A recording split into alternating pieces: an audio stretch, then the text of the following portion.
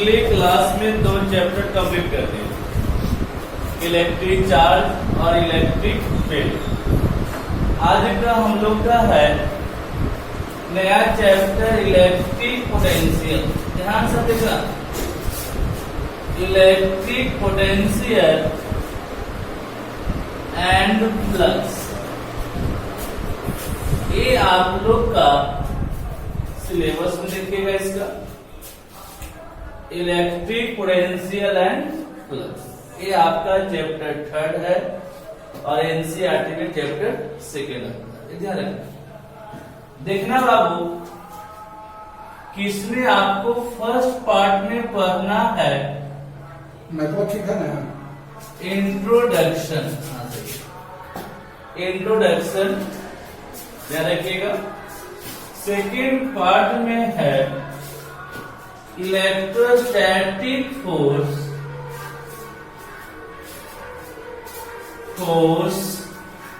Are conservative. ये आपको prove करना है, कंजर्वेटिव। आखिर इलेक्ट्रोस्टैटिक फोर्स कंजर्वेटिव है तो कैसे, इसमें डिस्कस। इसके बाद है बाबू, नेक्स्ट टॉपिक आता है electric potential due to a point charge. A point charge. इसके बाद आपका नेक्स्ट पार्ट है electric potential due to a group charge. Group charge. अब ग्रुप चार्ज में हम डिस्कशन करेंगे, क्या आप याद रखिएगा, कंटिन्यूअस चार्ज डिस्ट्रीब्यूशन का। ये ध्यान रखिएगा बाबू।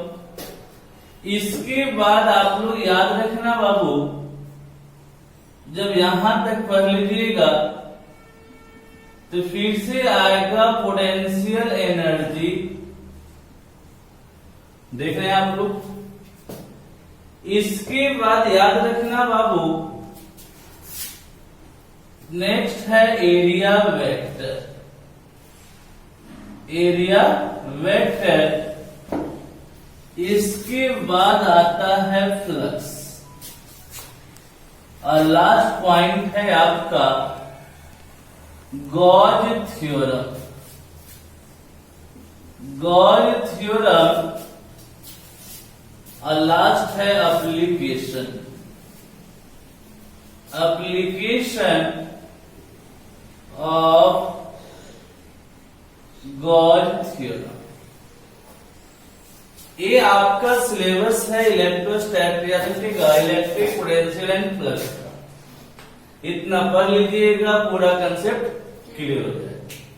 और इसके बाद सिर्फ बचेगा फिर कैपेसिटर। मान के चलो कि पूरा इलेक्ट्रोड्राम कंप्लीट हो जाए बहुत जल्दी। क्लियर है वो? जल्दी से सिलेबस उतार लीजिए। चैप्टर में इलेक्ट्रिक पोटेंशियल इलेक्ट्रिक चार्ज और इलेक्ट्रिक फील्ड का हम डिस्कशन किए थे। अब दोनों चैप्टर में थोड़ा सा ध्यान रखो बाबू। तो चैप्टर फर्स्ट में इलेक्ट्रिक चार्ज का मैग्नीट्यूड पे स्टडी कर रहे थे, चार्ज कितना होगा। सेकेंड पॉइंट था चार्ज का इफेक्ट दिखा रहे थे, जिसके साथ फील्ड बन रहा था। अभी तक आप ये नहीं पढ़ पा रहे हैं कि चार्ज का फ्लो किधर से किधर होगा। याद रहेगा वो? अब इसमें बोल रहा है कि चार्ज का फ्लो किधर से किधर होगा, मीन्स हम डायरेक्शन पे स्टडी करेंगे। याद रखिएगा कि इस चैप्टर में आपको direction of flow of charge हम लोग को पता चलेगा। क्लियर कंसेप्ट है? तो चलिए लिखिएगा नोट। पहले ही आप नोट लिखो और नोट का पहला पॉइंट लिखो। लिखिएगा, लिखिए the concept of electric field. Note का फर्स्ट पॉइंट लिखो, the concept of electric field due to a point charge, due to a point charge or distribution of charge, or distribution of charge, comma, it is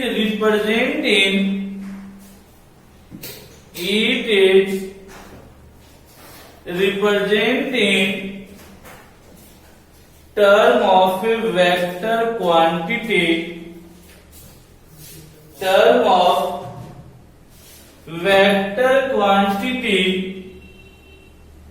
E vector, comma, is called electric field,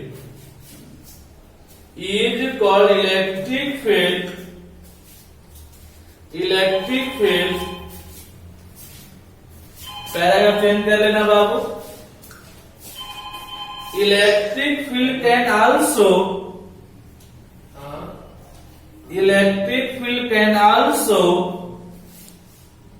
hello be representing हाँ बोलिए the terms of a scalar quantity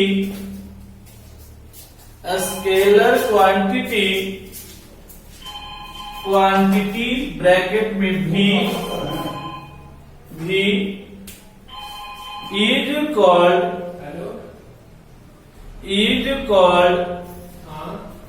electric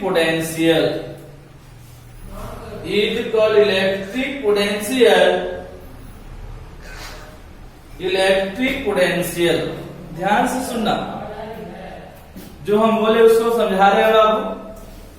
आपसे बोला गया है कि electric field का ए है आपका ई, इसका दो फॉर्म है, पहला है वेक्टर फॉर्म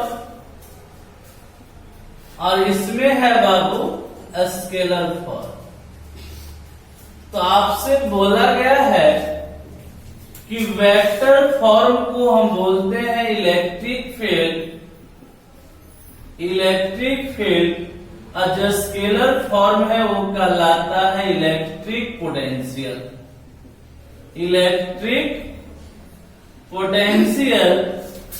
तो आप लोग ये ध्यान रखना कि कभी भी कोई पूछ दे कि बताइए सर इलेक्ट्रिक फील्ड का वेक्टर फॉर्म इलेक्ट्रिक फील्ड कहलाएगा और इलेक्ट्रिक फील्ड का स्केलर फॉर्म क्या कहलाएगा, इलेक्ट्रिक पोटेंशियल। बताइए समझ में आया कि नहीं आया? Vector form electric field, scalar form electric potential कहलाता है। नोट में सेकंड पॉइंट है, electric potential of a body, electric potential of a body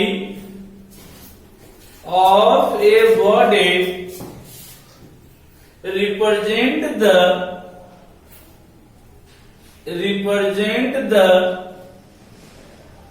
degree of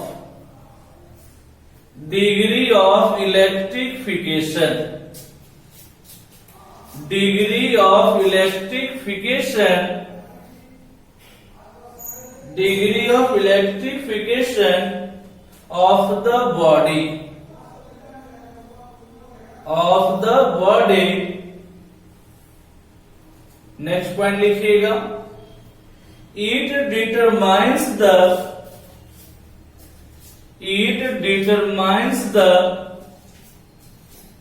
direction of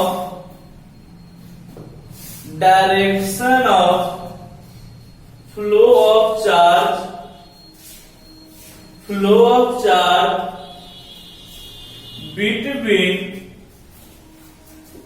between two charged bodies. Two charged bodies placed in contact with each other.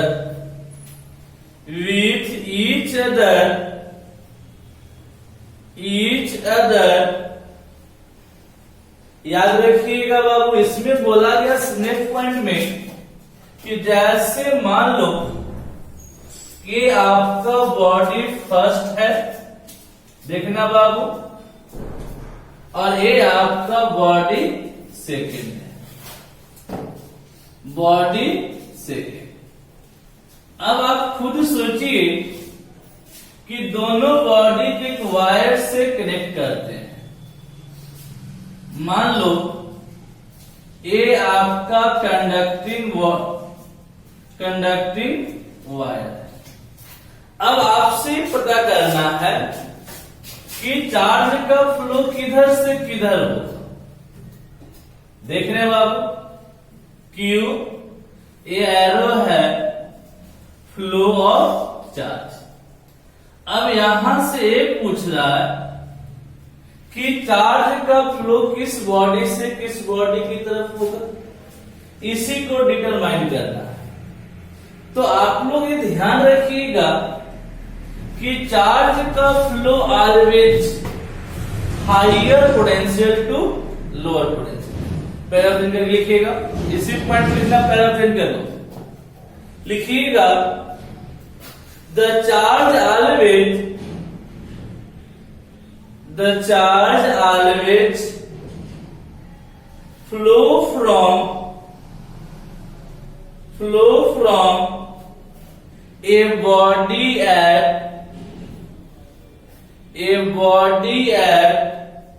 higher potential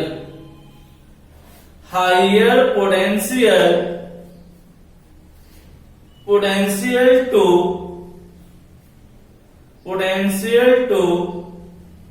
another body at lower potential।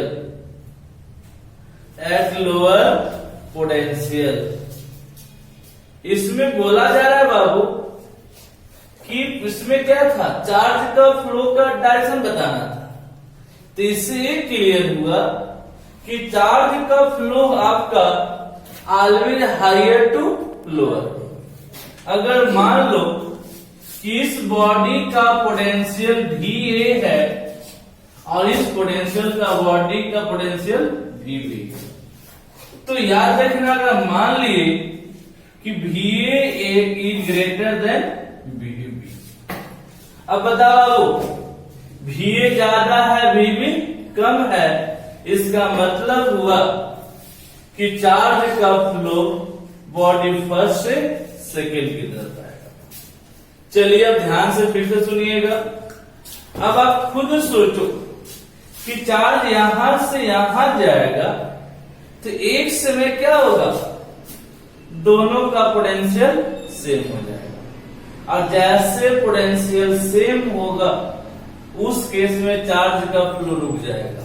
याद रहेगा, मतलब आप लोग अपने दिमाग में बैठा के रखिए कि चार्ज का फ्लो तभी पॉसिबल है जब पोटेंशियल डिफरेंस होगा, मतलब एक का ज्यादा दूसरे का कम होगा तो चार्ज का फ्लो होगा, अन्यथा नहीं होगा।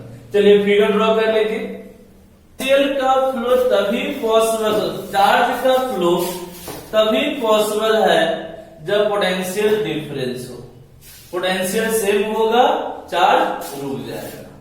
अब आप फिर सोचिए कि चार्ज अभी यहां से यहां जा रहा है ना, इसका मतलब क्या हुआ कि यहां का पोटेंशियल अब इंक्रीज करेगा और यहां क्या होगा, डिक्रीज करेगा। तो एक समय ऐसा आएगा बाबू, दोनों का पोटेंशियल सेम हो जाएगा। चलिए नेक्स्ट पॉइंट लिखिएगा, नेक्स्ट पॉइंट लिखिएगा बाबू, लिखिएगा the flow of charge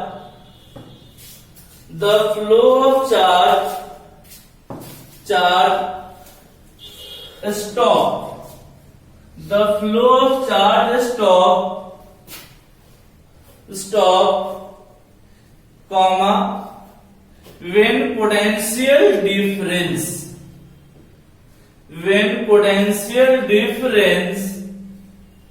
is zero. Potential difference is zero. That is VA equal to VB. लिखना VA equal to VB. चलिए ध्यान से सुनिए, फिर से बोल रहा है बाबू कि मान लीजिए कि body first body second, potential VA, यहां का पोटेंशियल VB। अब कह रहा है बाबू कि दोनों का पोटेंशियल सेम है, सेम हो गया। तो जब सेम होगा तो उस केस में चार्ज का फ्लो नहीं होगा। तो बताइए चार्ज का फ्लो क्या हो जाएगा? ये आपका स्टॉप हो जाएगा। इतना क्लियर हुआ? मतलब कोई चार्ज का फ्लो नहीं होगा।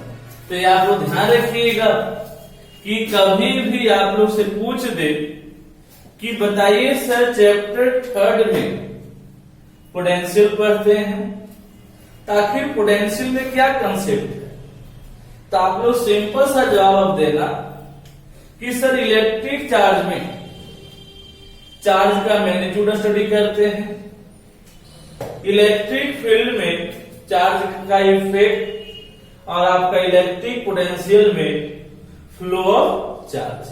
क्लियर कंसेप्ट हो गया? तो फिर से फिगर बना लेना आप लोग, फिर से फिगर बना लो बाबू कि मेरे अनुसार चैप्टर फर्स्ट में आपका टॉपिक था electric charge.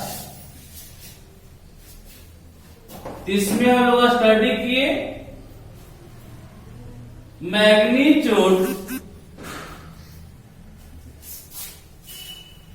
Magnitude of charge.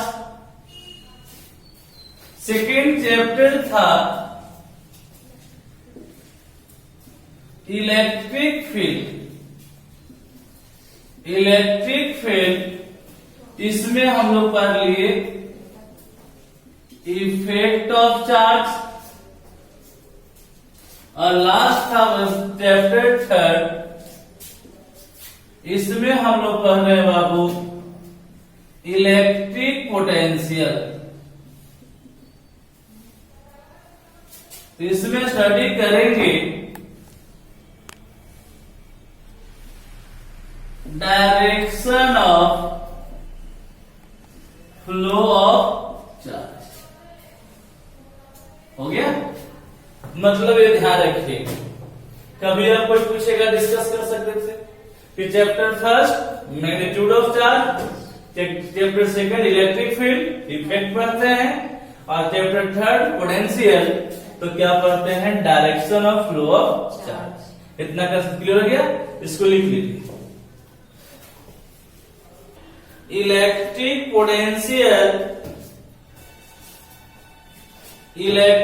Potential लिख लीजिए, फिर हम समझाते हैं। लिखिएगा electric potential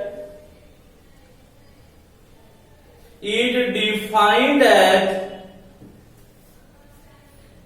defined as work done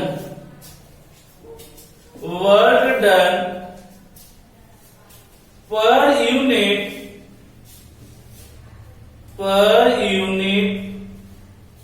positive test charge, positive test charge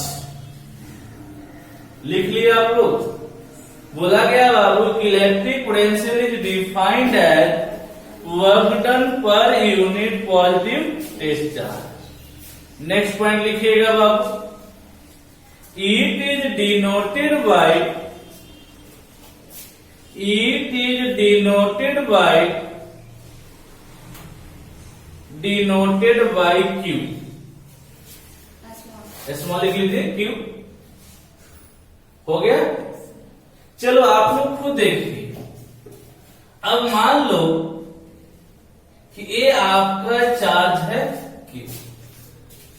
ये चार्ज आपका, इसको हम बोलते हैं सोर्स ऑफ चार्ज। क्लियर? ये चार्ज अपना फील्ड बनाया बाबू, यहां तक फील्ड है। क्लियर? इसका नाम ए दे दिए। अब सोचो ये आपका फील्ड था, इलेक्ट्रिक फील्ड। अब सोचिए कि टेस्ट चार्ज आपका यहां पे है Q नॉट, ये आपका टेस्ट चार्ज हो गया। क्लियर? फील्ड के बाहर है आपका। अब सोचो, अब इस चार्ज को यहां से उठाकर आप यहां पे फील्ड में ला रहे हैं, तो बताओ बाबू, अब यहां से उठाकर फील्ड में लाइएगा तो कुछ न कुछ तो वर्क करना पड़ेगा। तो ही बोला गया है कि इलेक्ट्रिक पोटेंशियल इज इक्वल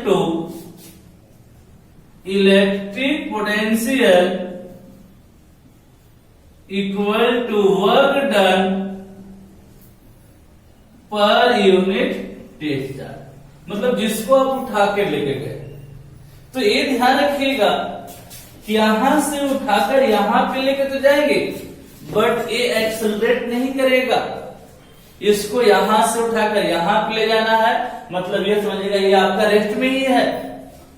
तो याद रखिएगा, तो पोटेंशियल का डिनोट V से, वर्क डन W, तो V is equal to work done by test charge. अब आप लोग खुद देखना, तो यहां पे आप याद रखना कि Q नॉट जो होगा नॉट एक्सेलरेट।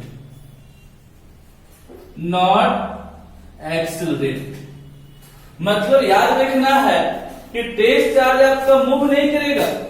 इसको यहां से उठाकर लेके जा रहे हैं आप फील्ड में, मतलब ये रेस्ट में ही है। तो ये आपको ध्यान रखना होगा कि जब भी इलेक्ट्रिक पोटेंशियल डिस्कस करते हैं तो हम लोग बोलते हैं बाबू कि याद रखना कि टेस्ट चार्ज आपका क्या होगा, इन्फिनाइट से फील्ड में जा रहा है, फील्ड में जाएगा। ध्यान रखिएगा। तो जो वर्क होगा, देखिएगा वो, तो यहां से आप याद करो यूनिट ऑफ V, तो वर्क डन का जूल और चार्ज का कूलम। तो बताओ, फर्स्ट पॉइंट SI यूनिट, हाँ बोलो। तो वो याद रखो बाबू, एनर्जी वर्क डन और ESU। नेक्स्ट है बाबू डायमेंशन फॉर्मूला ऑफ V। तो वर्क का क्या पढ़े थे, ml² T⁻⁻²। और बताओ चार्ज का IT, तो नीचे से ऊपर जा रहा है, तो -3 -1। और याद रखना नेचर है आपका स्केलर क्वांटिटी। अब इतना क्लियर हुआ? तो आप लोग ध्यान रखना कि इलेक्ट्रिक पोटेंशियल में आप लोग से कभी कोई पूछेगा तो जवाब देना है कि work done per unit test charge, formula मिल गया। टेस्ट चार्ज एक्सेलरेट नहीं करेगा, यूनिट डायमेंशन फॉर्मूला नेचर। चलिए उतना उतार लीजिए फिगर के साथ। तो पोटेंशियल डिफरेंस डाल दिया। देखिए डर देकर V define VW we define electric potential difference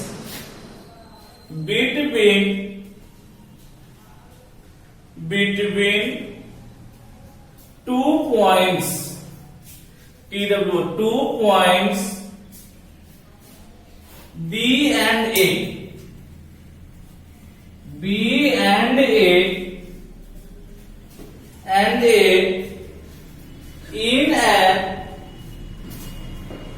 in an electrostatic field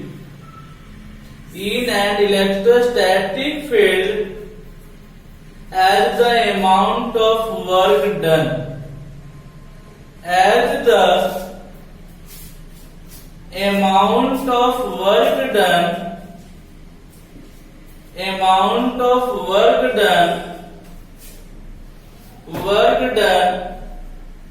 in carrying unit positive test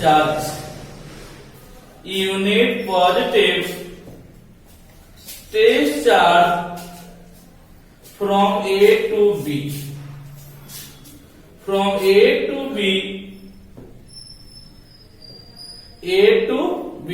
bracket लिख लेना बाबू against the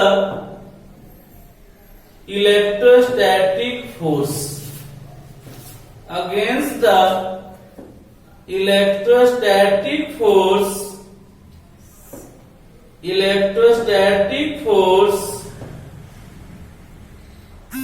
of the field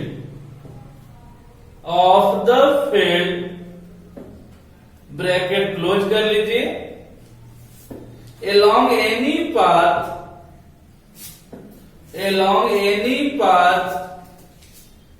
between the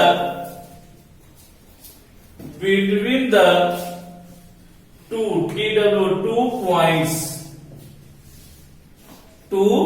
points हो गया वो। ध्यान से सुनिएगा क्या बोला गया है। किसमें बोला जा रहा है बाबू कि मान लो कि ये आपका सोर्स चार्ज है। ध्यान से सुना, सोर्स चार्ज और ये चार्ज आपका फील्ड बनाया। फील्ड यहां तक है, ये आपका इलेक्ट्रिक फील्ड है। अब आप सोचिए कि इसमें बोला गया है कि आपको मान लो कि आपके पास 2 पॉइंट है, ये पॉइंट का नाम ए और इस पॉइंट का नाम बी। देख रहे हैं आप लोग। अब आपसे बोला जा रहा है बाबू चाहे इसको बी मानो और इसको ए मानो। अब बोला गया है कि आपका टेस्ट चार्ज अभी यहां पे है ए पे। अब इसको उठाकर आप किधर लेके जा रहे हैं? बी की तरफ। ए से किधर जा रहे हैं बाबू? बी की तरफ। तो बोला गया है कि पोटेंशियल आपको निकालना होगा, तो पोटेंशियल डिफरेंस लिखेंगे भी बी ए। क्लियर है? तो यही बोला गया बाबू कि जब आपका टेस्ट चार्ज इलेक्ट्रिक फील्ड में अब क्या करेगा, उसको आप उस पे काम कर रहे हैं, वर्क कर रहे हैं। तो आप वर्क ए से बी कर रहे हैं, तो पोटेंशियल जो डिफरेंस जो आप निकलेगा डिफरेंस वो भी कहां से निकलेगा? बी से ए की तरफ निकलेगा। यहां तक क्लियर है? तो इसको हम याद रखिएगा बाबू, इसी को बोलते हैं पोटेंशियल डिफरेंस। मतलब 2 पॉइंट के बीच जो पोटेंशियल का डिस्कशन करते हैं। हाँ बोलो। याद रखना है कि कभी भी कोई पूछ दे कि पोटेंशियल डिफरेंस क्या होता है, तो आप लोग सिंपल सा जवाब देना है कि 2 पॉइंट के बीच जो पोटेंशियल का डिस्कशन करते हैं वो कहलाता है पोटेंशियल डिफरेंस। तो डिस्कशन कैसे करोगे? तो ये आपका टेस्ट चार्ज है, ये आपका टेस्ट चार्ज है, और ये चार्ज कहां से कहां इसको लेके जा रहा है? ए से बी की तरफ दिखा रहे हैं ना। तो पोटेंशियल डिफरेंस कहां से कहां निकलेगा? बी से ए की तरफ। मतलब याद रखना है कि potential difference is equal to V B A is equal to V B minus V A. इतना याद रहेगा। मतलब ये ध्यान आप लोग को रखना है बाबू कि पोटेंशियल डिफरेंस कभी भी कोई बोल दे तो आप लोग ये आप डिस्कस कीजिएगा। इसका मतलब ये क्लियर हो गया कि VB जो होगा ग्रेटर होगा VS। समझ में आया? कोई दिक्कत?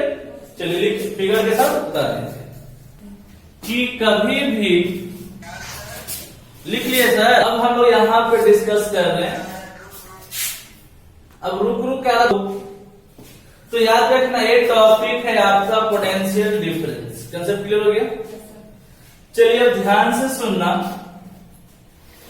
अब देखिएगा बाबू,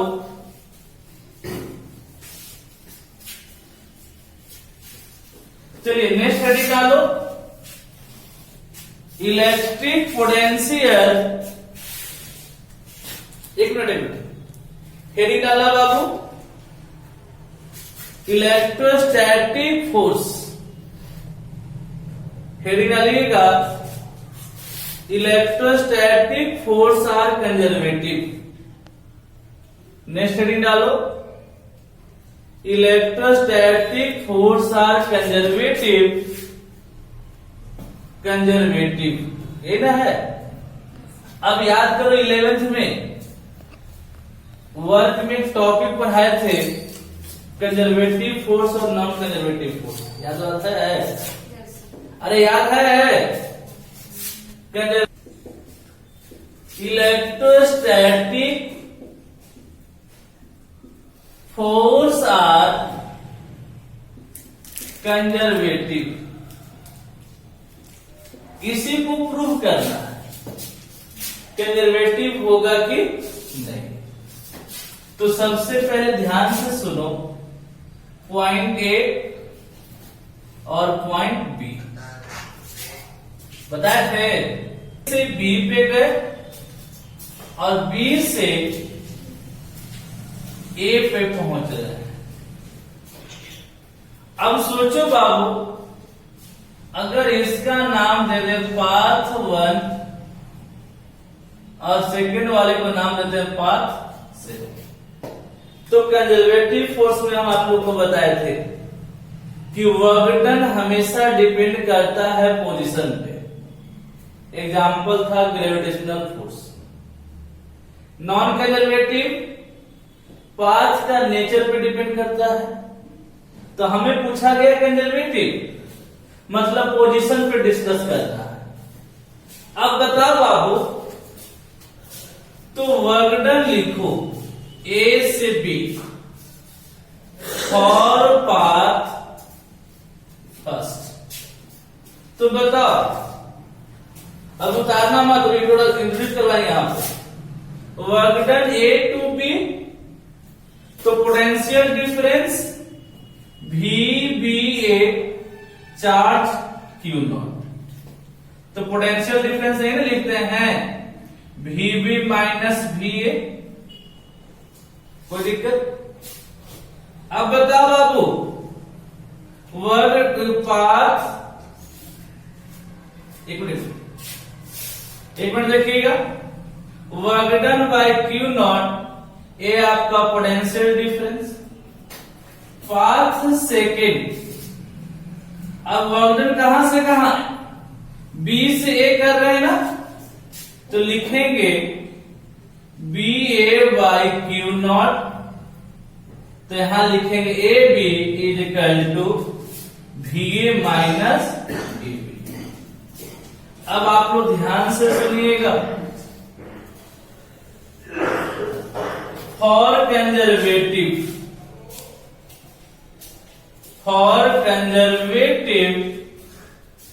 तो याद रखना बाबू, टोटल वर्क डन वो हो जाएगा 0। इसका मतलब क्या समझे कि A to B plus B to A, इसका वैल्यू क्या लाना है 0। अगर 0 आ गया तो कंजर्वेटिव होगा, अन्यथा नहीं कंजर्वेटिव होगा। यही ना है।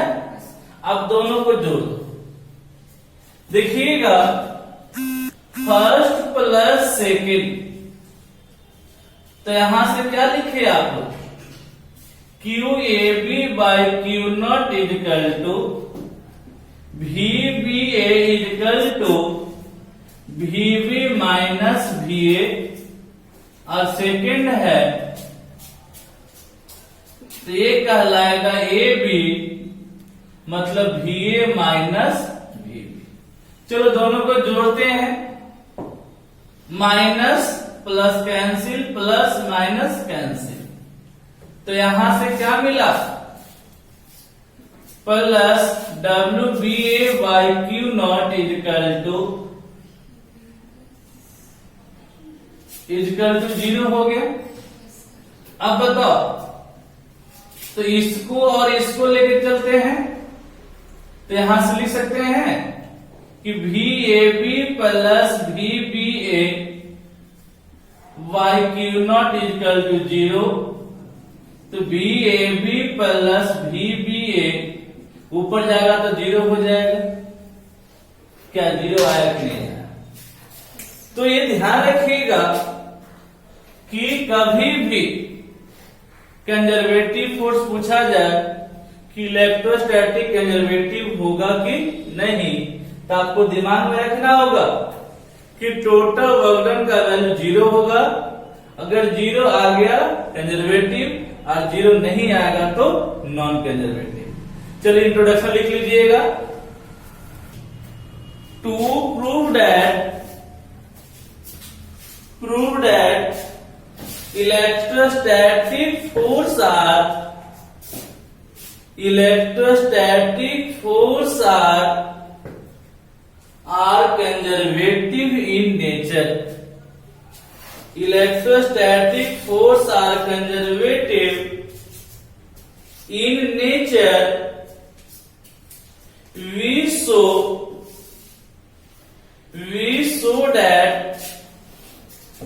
that work done in moving a unit positive test charge over a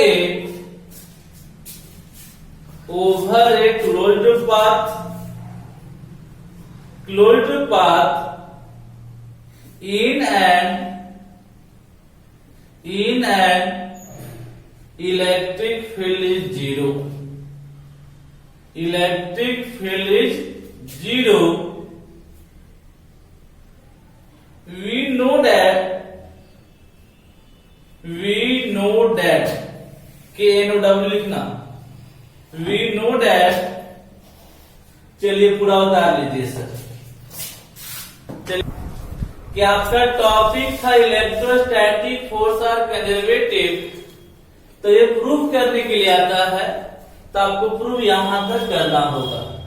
अगर ऑब्जेक्टिव इससे बनेगा तो पूछेगा कि कंजर्वेटिव फोर्स के लिए वर्क डन क्या होगा, तो बोलेगा टोटल वर्क डन 0 होगा। याद रहेगा बाबू। चलिए इस पे क्वेश्चन लिखिएगा the potential difference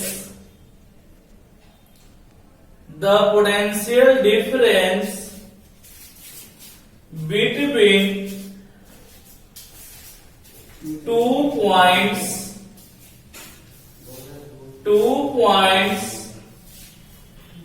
is 10 volt.